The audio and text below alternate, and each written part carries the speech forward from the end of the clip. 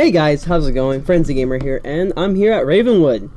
You know, the area where you now begin to realize that you're going to become the hero that everyone wishes to become. The hero that will save the spiral. And pretty much this is one of the starts that you'll get to make you realize that you are the chosen one. And this area is just beautiful. I just love the art style for Ravenwood. Sometimes I wonder why this isn't considered to be a hangout spot, because in my opinion this looks a lot better than the commons. But what I want to discuss about is the idea of, is WIZARD101 dying? The short answer to this is no. And here's why. One, Kingsisle still has money.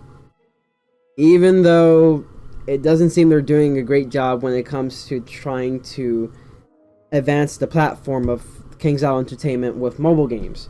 But they still have money. They're getting. Then there's people who say it's because of Toxicity of why WIZARD101 is considered to be a dying game, because more people have been getting even more toxic with the game and all sorts of jazz like that. And here's what I have to say about that. It's not really a valid point to make that it's dying because of toxicity, because there's toxicity no matter where you go. In PvP, in questing, no matter where you go, there's going to be toxicity no matter what. There's games like Overwatch, even like PUBG, games like I played like Vainglory, and it all has toxicity within them.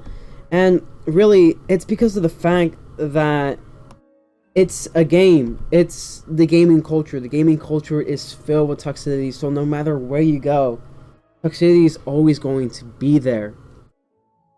And it just depends on the competitiveness of the player. Some people are very competitive, they love to trash talk, but it's not to the point to where they intend to hurt someone. It's just a way to keep themselves pumped that they're doing something that they love doing when it comes to the game. And eventually, in the end, they become some of the nicest people you ever met. And that's just, you know, the good side of competitiveness. Like, you know, those who just love to compete because they really just appreciate the game. Then you have those who are competitive just for the sake of competitiveness, but they show it in an ugly manner. And that's the toxicity part of the competitiveness nature. You know, they'll trash talk and they'll keep trash talking you no matter what. But it's not really in all for the sense of loving the game, but in the sense of the fact that they just want to win, and they'll do almost anything to win. Like, they'll do anything to make you feel like you're lower than them because of their skill level and all sorts of jazz like that. And that's what's considered to be the toxic way of competitiveness. But in general, it's just the fact that the game, like any other game, it's just competitive. The gaming culture is competitive no matter what. So really, that's not a valid reason of why this game could even be considered dying. Now, any player, unless you're a player who likes the things that have been updated, but for the majority of us and most veteran players can agree on one thing, that the updates have been pretty lackluster ever since after 2015.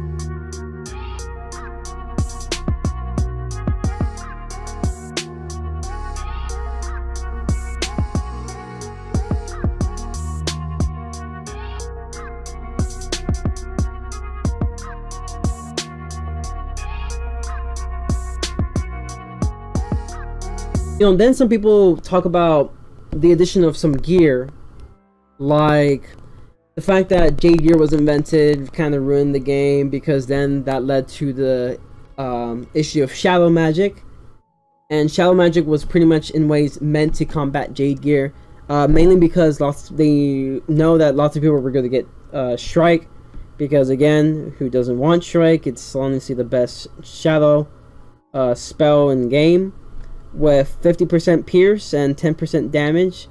It's honestly one of the best spells in game regardless. And again, honestly, I will have to say that maybe, but it doesn't stop there. You then get an addition of some more shadow magic, which are based in spells in our cards. So for example, for me, I have Mr. Colossus, which was like the first one. Then you have Witch's House Call, which is the second one for me. And then you have Snake Charmer.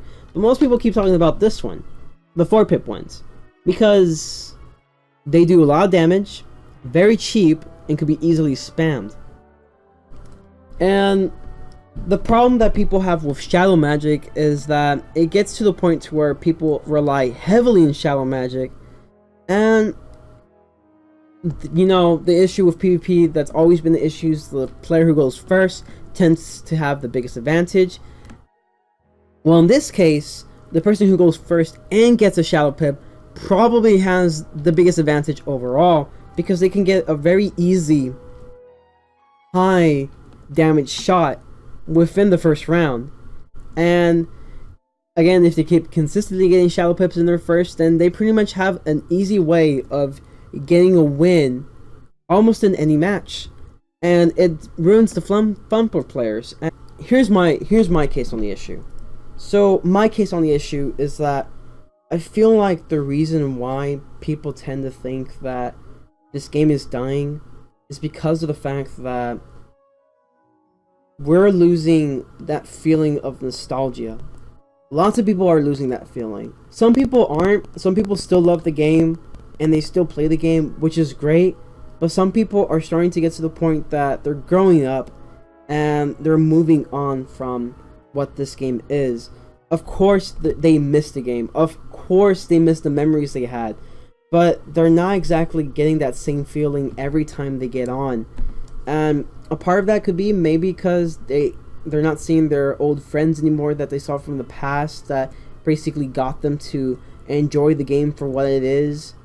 You know, sometimes it could be because, well, everything that they kind of wanted to be added to the game maybe wasn't added, and they just decided that, okay, well, it doesn't seem like Kingsisle's listening to the fans, and, you know, there's really no reason for me to stay, so they decide leaving then. There's people who just outright probably found some other games that they can play and decide that, okay, well, I guess I should probably play this game because I'm enjoying it more than WIZARD101. And it's not bad that you like a game that's becoming less relevant. In my opinion, it's great that you still love the game. Honestly, I wish that I can still love the game myself still like I did in the past, but it's just not like that for me. I still enjoy it now and then, but it's not to the point to where I was in the past, to where I almost basically got in this game and this game only every day. And again, for most people, it's probably the same way. For some people, it might not even be this way. And honestly, I think that it doesn't matter what people think if you were just to tell them that, oh yeah, I play this game, I love this game. Because, again, it's your opinion. It's something that you cherish. It shouldn't be something that you're embarrassed about telling anyone that, oh yeah, I play this game and I enjoy it. I enjoy this about the game, I enjoy that about the game. You know, it doesn't matter if someone criticizes you for loving a game like this that to them is becoming less relevant because of the fact that it is something that you love. Now, I rambled for a lot. Most likely I'm going to edit a lot of this video out because, oh my god. But I have a few ideas that I actually want to implement if the game really wants to improve. I think that in the end, this game isn't a dying game, but in my opinion, it is becoming less relevant. And a part of the reason is because they're doing things that Kingsisle, they're doing things that is obvious that they're not exactly listening to the community as a whole. The community, especially the WIZARD101 community, like we're talking about people like Skella Mystic, Awesome the Sauce, It's Michael, It's Anthony, you know, a bunch of freaking people. Like, even Mega Mikey, you know, a bunch of people, a bunch of freaking Wiztubers that have shared their ideas, and for lots of us, they're amazing ideas. You know, they share about how to fix the game. Actually, Anthony is one of the biggest ones I know that does this. He stopped doing it eventually because well, it didn't. I guess it didn't really seem to him like, the message was getting out for Kingsisle or so. But again, so many people have given amazing ideas of what to do to improve the game, and it just doesn't seem like Kingsisle is really trying to listen to the fans and what they want the game to be. I feel like this game is, like Skelemystic says, it's based on the community. Just like any game, it's based on its community, and if we can't have the community happy, then that's when the game is seen to be failing. And the community right now is pretty much, right in the moment, sort of indifferent, or it's kind of a controversial or mixed feeling between the two. One of the ideas I had for so long, and lots of people have commented on this idea long before I have. I can't remember who, but lots of people have commented on this idea very long before I have. It's the idea of having guilds. Now, guilds, or clans, wherever you want to call it, they're basically a very large group that are in case a team. And the purpose of the guild is really just depending on either the members of the guild or its leader. I feel like guilds allow more communication within the community because it allows players to communicate with other players without having the need to be friends with them. It's a way that they can socialize. It's a way that they can help each other a lot easier because there's more within the community, even though it's a small fraction of the community in a guild. Because I feel like with guilds, you're gonna have one of every type. Pretty much anything you could possibly think of that you want in the guild, you can possibly have it. Or you can make it yourself and get your own following. For lots of people, like, I'm just saying this on top of my head, I'm gonna say like, Blaze, Lifehammer, Terra, Skelemystic, or Awesome the Sauce, they probably make guilds specifically of a bunch of their fans, or maybe just random people who they just want to help, and they'll probably help them with, like, maybe pet hatching, questing, sharing some tips and stuff about the game, all sorts of jazz like that. For me, if I was to have a guild, I'd probably have it specifically just not only exactly as a way to communicate more with many different types of players, but also to help them in questing. I really would like to have lots of, newbies in my guild if I was to have one, so I can help them, learn about the game and learn about, how to become better in the game, as well as helping them with questing. And if I can't help them with questing, then maybe another member that's in the guild will probably help them with the questing. And that's something if I would envision if I was to have my own guild, so that we can become stronger together. And there's people who probably base their guilds on PvP. Those are probably going to be the top two. I think with PvP, it's going to be a bunch of guilds who maybe host PvP parties, or like they do a bunch of PvP training, teaching a bunch of players how to do PvP, doing maybe some tournaments, rank PvP, a bunch of things that they can possibly do within the guild for a certain type of thing. And then it goes to this idea. So the next part of the idea I have for guilds is that they should have a system to where they can rank up their guild.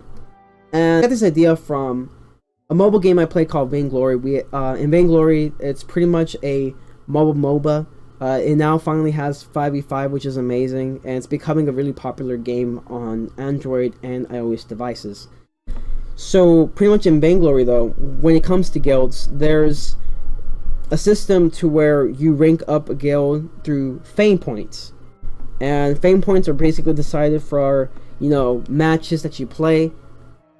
If you win a match, you get a certain amount of fame points that are a lot of, aka guild points, that are more. If you lose a match, you still get those fame or guild points, but it's in less quantity. And if you're with a team that's with your guildmates, then it raises up the amount of guild points you get even more. And every so 5 levels, you get a reward through a chest, and these rewards could be almost anything. As you progress higher, though, you get higher rewards, sometimes even getting ice, which is basically Vainglory's way of crowns, basically real money items to where you can use to purchase certain skins or certain heroes, you know, whatever you would like to choose. Now, at the end of each season, because there's actually 4 seasons for this, again, one representing each season, like winter to summer. Now, at the end of each season, your guild is going to get into a specific level. I think the highest level is level 50. So at the end of each season, you then get the biggest reward for specifically the whole guild. And these can include very rare items that normally is very hard to get for you alone. And I think with this system, it can also encourage more players to play more. It can encourage players, if they want to get certain rewards, like very rare rewards, that it allows them to get these rewards if they're to stay in the guild. And I think this will be a very common practice in WIZARD101 if it was implemented in being in the guild, or maybe even making one of your own. Now, the way I think the guild system should work when it comes to getting points for such a system is, I think that, you know, you can get points by defeating monsters. You know, a certain monster will give you a certain amount of experience, and basically the guild points. And maybe even doing PvP matches, you can get some for doing PvP matches. And if you were to be doing PvP matches with your team, your actual guild members, then you can get more points out of winning the match, even more points out of losing the match, just in less quantity.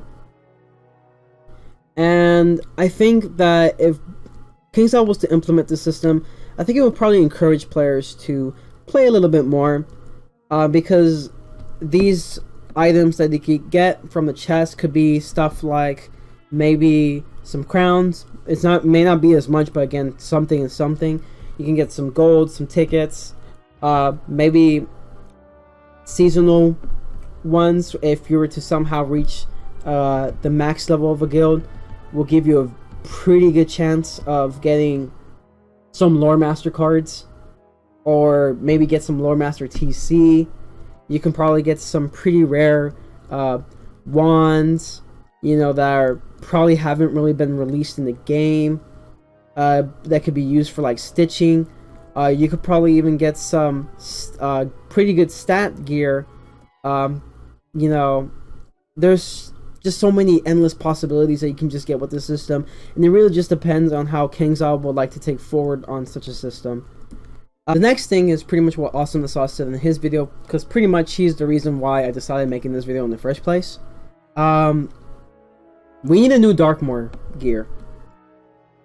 Our gear is pretty much outdated, so much, because it's hard for us to sustain pretty long matches, and it gets to the point that we feel pretty weak, because again, we've reached to the strongest point we could probably ever reach, and we just feel weak, like, because we just stayed in this stage for many years. And next, the final thing that I think not many people talk about is balance changes. Now, many popular games do balance changes. Some of the most popular ones are pretty much World of Warcraft. They do balance changes on their different classes. League of Legends does balance changes on their different heroes.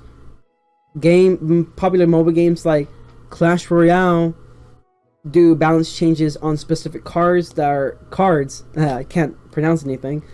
They do balance changes on specific cards that are pretty much in ways becoming a little bit more overused, so that they can give chances to cards that normally not many people will use, giving them somewhat of a shot to have fun with different strategies, which honestly is one of the ideas that should kind of be implemented in WIZARD101. You know, cards for certain schools should probably be either strengthened or lower depending on how frequently they're used. Maybe some spells can lower their cost, like Dimension Shift could be lowered like from 2 pip amounts, so that now it can cost 4 pips, or maybe even more, so they can cost 2 pips. Because this is a very rare use spell for Myth. The only time you're going to use this spell for the most part is if you're against a bad Juju spammer, and those are not exactly as common as you think, especially nowadays. Schools, you can probably have status effects mainly on health, because I'm pretty sure that health is pretty much the only status effect you get from the schools. Some schools could probably get a little bit more health. Some schools can probably have less health, so that this allows for people in the WIZARD101 community to play other schools. So because now they don't have to think that, oh yeah, this school's overpowered, so I should probably just stay with this school and no one else. I feel like it's an important thing that people should try out the other schools if they want to get the full experience of playing this game, because every school is really good and they're really fun to play with. Say for example, Deaf School, maybe they can have stronger drain spells, so that now they can be considered somewhat offensive, to where the benefit is the drain, but also the fact because their drain spells are very strong. You can have the Storm School having a pretty nice health boost, but still have a very good offensive power. You can have Ice be pretty much less health, but still have pretty nice offensive power within them, making it a little bit difficult for certain schools at a time, but for the other schools, it's going to be a lot more fun. However, it is going to be a challenge for, you know, the other schools that probably would get some of the debuffs.